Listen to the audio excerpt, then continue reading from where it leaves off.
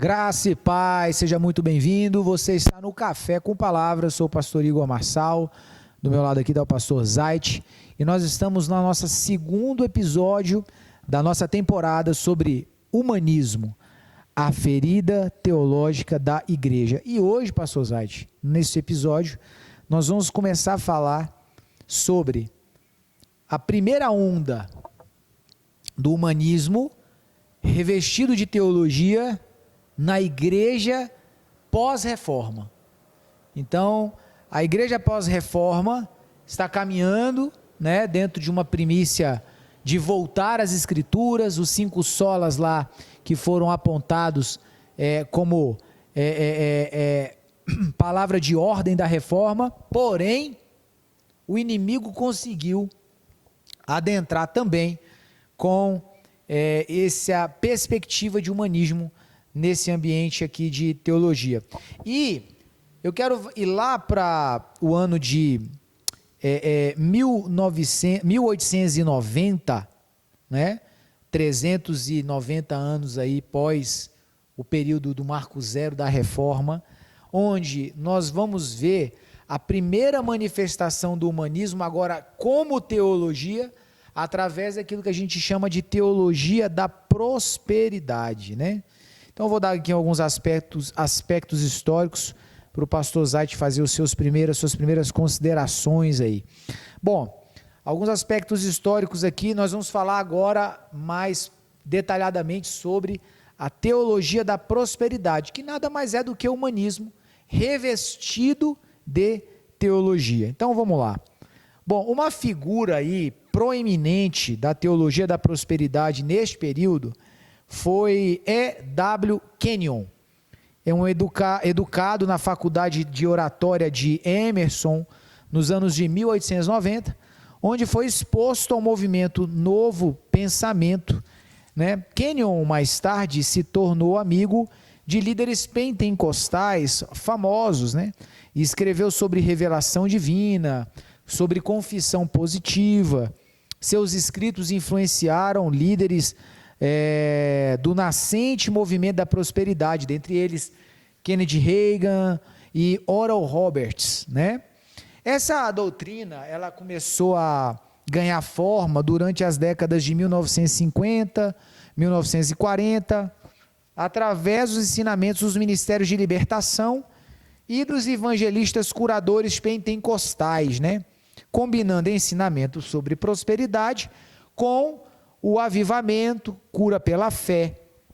Tais evangelistas professaram as leis da fé, da reciprocidade, por assim dizer. Peça e será atendido, dê e lhe será dado de volta. E aqui em especial, Oral Roberts começou a professar a doutrina da prosperidade mais assertivamente em 1947. E ele explicava as leis da fé como um pacto abençoado, no qual Deus retornaria as doações 7 vezes mais, prometendo aos doadores que eles receberiam de volta, de meios inesperados, o dinheiro que doavam a ele, nas suas cruzadas, Então, a ideia da teologia da prosperidade, ela nasce sobre essa plataforma, muito envolvida aí com a questão das grandes cruzadas, revelação divina e etc. Ela nasce nesse âmbito aí, E, enfim, suas primeiras considerações aí, pastor Zait, sobre essa abordagem aí da teologia da prosperidade, O que você tem para nos dizer sobre isso aí também? Realmente essa teologia da prosperidade, ela nasceu em grande parte nos Estados Unidos, com os teleevangelistas. E era um formato de programas de TV, E todo programa de TV precisa de audiência. Então, muitos desses evangelistas eles usavam alguns recursos, algumas técnicas para chamar a atenção do povo, Quem é que vai querer assistir alguma coisa que está falando, olha, você está em pecado e você precisa mudar a sua vida, se consertar com Deus, você está roubando, então para de roubar, você está traindo a sua esposa, para de... Né? Dá ibope isso aí, não. Não dá ibope isso aí não, meu querido. Então, esses teleevangelistas, eles precisavam chamar a atenção do público, né? Tem até uma aqui, chamado Joel Osteen, né? Ele escreveu um livro, O que há de melhor em você? 7 passos para desenvolver seu potencial e realizar seus sonhos. Né? Então, eles precisam cativar a alma humana. Né? E para isso eles precisam jogar uma isca de alguma coisa que a alma gosta, alguma coisa que a alma satisfaz. E essa questão de realizar sonhos foi a grande sacada. Você vai realizar Deus vai realizar os seus sonhos, né? Independente do que você esteja sonhando, ninguém fala isso, né? Mas Deus vai realizar os seus sonhos. Então a teologia da prosperidade vai muito nessa pegada aí, né? De realização de sonhos. Você precisa sonhar, porque Deus é sonhador, né? Deus deu sonhos aí vai citar vários personagens bíblicos, né? José é o preferido dele. Isso. Só que a questão, meu querido, é que Deus ele realiza até algumas coisas na vida do homem, mas ele faz um pente fino ali daquilo que vai realmente trazer um bom fruto na vida do homem, né? Vai ser condizente com o propósito que ele tem para a vida de cada um de nós. Então a teologia da prosperidade, ela é um belo engano, né? É uma fantasia muito boa de se viver, se você quer viver fora da palavra de Deus. Um conceito aqui, que dentro desse ambiente, o que acontece? A teologia da prosperidade, ela também está muito conectada ao triunfalismo, né? Elas estão, de certa maneira, muito conectadas, esses dois ambientes.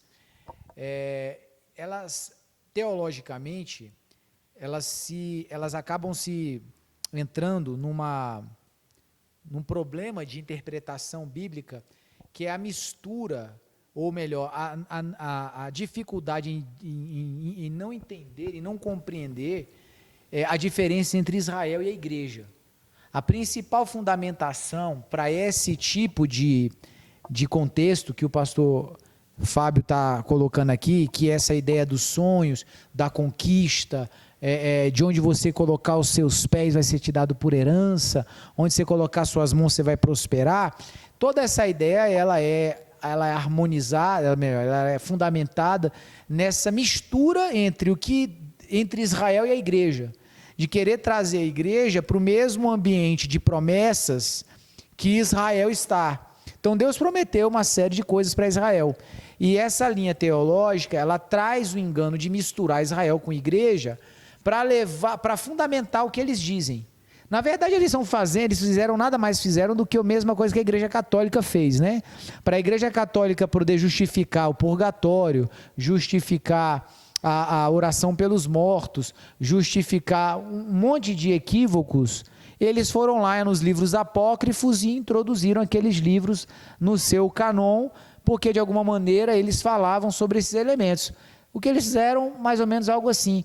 Esses teólogos desse movimento, eles foram lá naquilo que Deus havia dito para Israel e trouxe essas promessas, essas palavras para a igreja e disse, olha, é para vocês também. E esse é um equívoco gigantesco. E principalmente por causa do que o motiva. O que o motiva, mais uma vez, é o que a gente está falando aqui desde o início da nossa temporada aqui, que é a questão do antropocentrismo, o homem sempre sendo o centro de tudo, né? O centro da pregação, o centro da mensagem, o homem como homem poder melhorar, alcançar, prosperar. E onde que isso começou a caminhar por processos ainda mais complicados, né? Quando esse tipo de mentalidade começou a levar as pessoas a uma ideia de domínio mundial, né?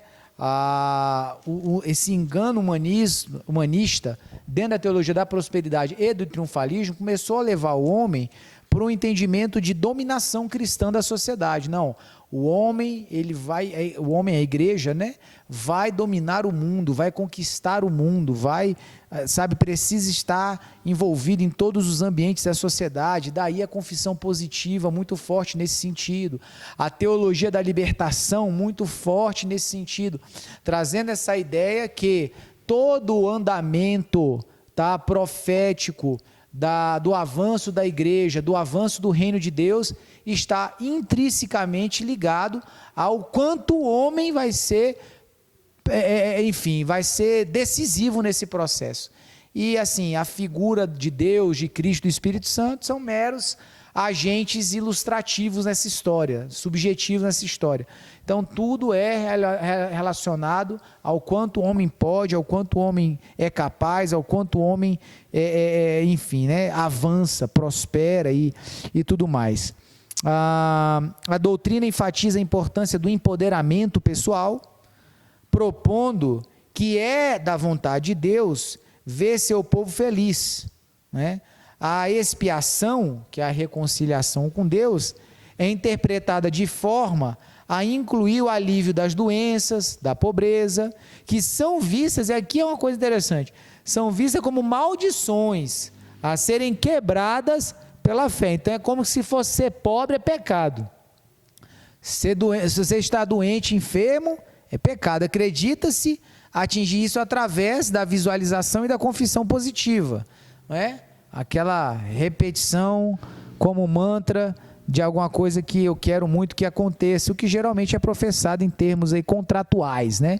Tipo, Senhor, eu estou aqui trazendo minha oferta, agora você tem que fazer aqui, porque, né, eu já fiz a minha parte, agora você faz a sua. É algo bem mecânico, né, pastor? Realmente distorce a questão de culto, né? Deus, ele deixa de ser o objeto de adoração, né, para ser um mecanismo de satisfação humana. Então, ele é o da lâmpada mágica, como é que chama? O gênio da lâmpada mágica. Você tem os seus desejos, você vai lá e pede a ajuda daquele que vai fazer a mágica acontecer. Então, é uma distorção grave, né? E o problema é que isso entrou como teologia, né? Quando ficava apenas no campo da autoajuda, né? Um livro de autoajuda, no campo da psicologia, de uma terapia, né? Ou algo terapêutico, você ainda falava, não, mas isso aqui é coisa secular. Sim.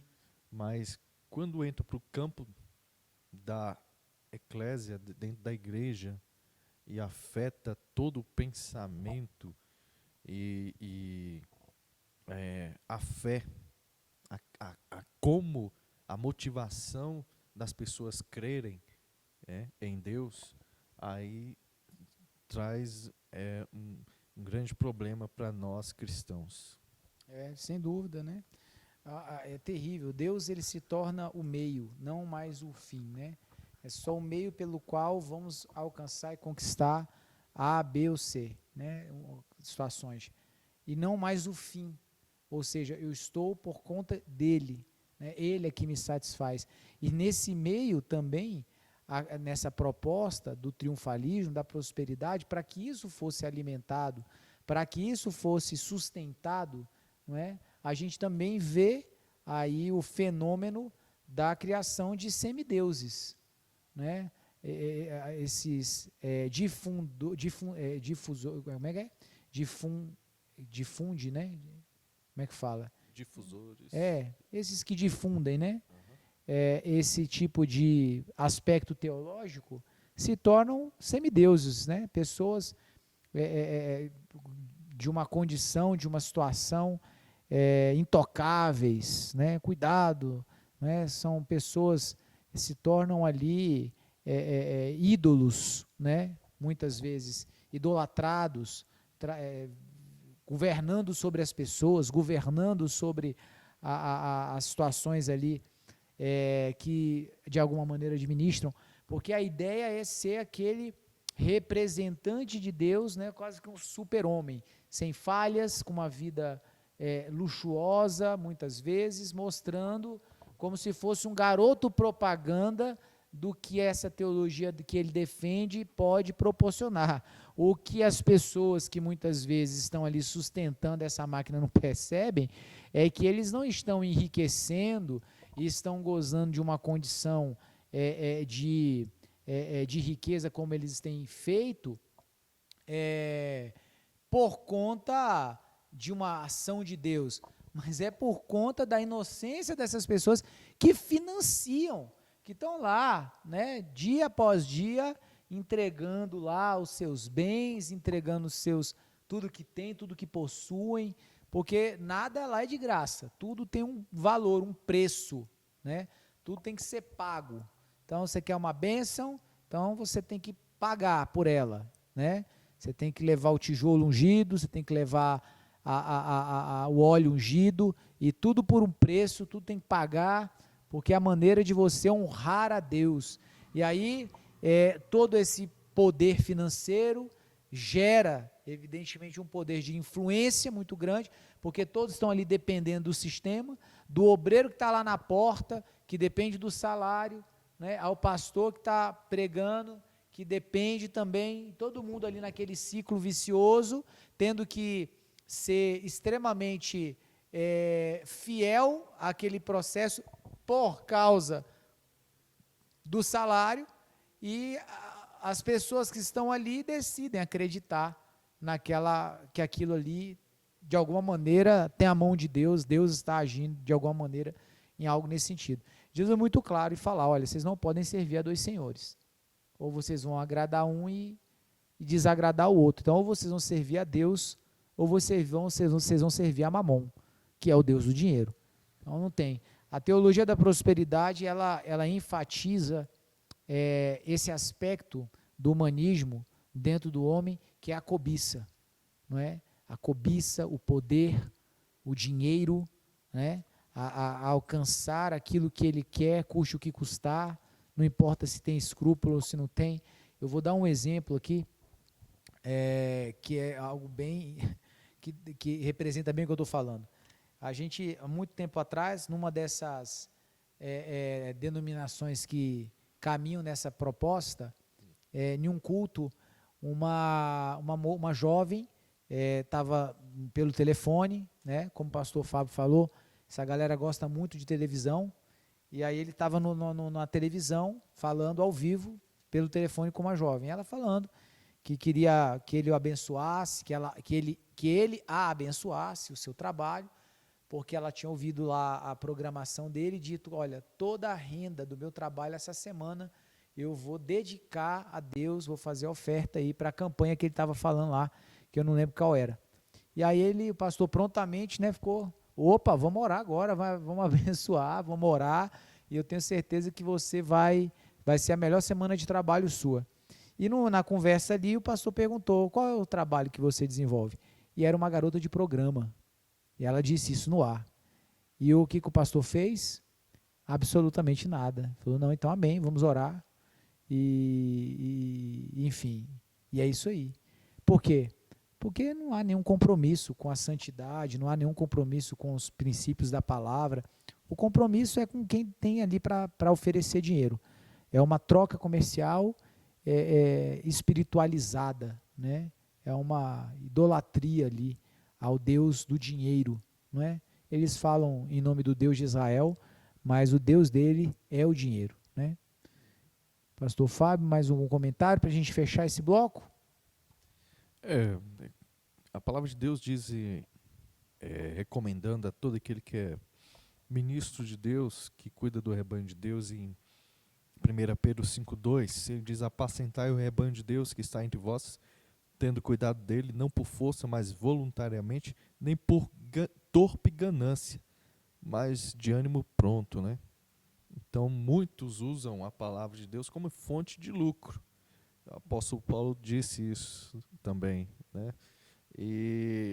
Mas se nós queremos ter uma igreja saudável, o ministro, aqueles que se preocupam em liderar a igreja, ele não pode ter nenhum sentimento de ganância, essa torpe ganância, né? Esse sentimento desenfreado para lucrar à custa da palavra de Deus, né? Dos dons espirituais. E foi isso que aconteceu muito, né? Nós sabemos que os dons e as vocações são irrevogáveis, diz a palavra de Deus. Então, muitos ministros de Deus começaram até bem, mas depois usaram os dons dados por Deus para exercerem atividades lucrativas, né? Fazendo cobranças daquilo que ele realizava pelo poder de Deus, dado por Deus. Isso é gravíssimo. Então, temos que usar as coisas que Deus nos dá para aquilo que Deus quer e não para aquilo que nós queremos. É isso aí. Com isso a gente está fechando o nosso bloco agora, nosso bloco de hoje aqui, da nossa temporada, sobre o humanismo, amém? E você já sabe, continue acompanhando, nós vamos ter um próximo episódio e vamos continuar com esse papo aqui sobre o humanismo, a ferida teológica da igreja. Fique com Deus, a paz do Senhor.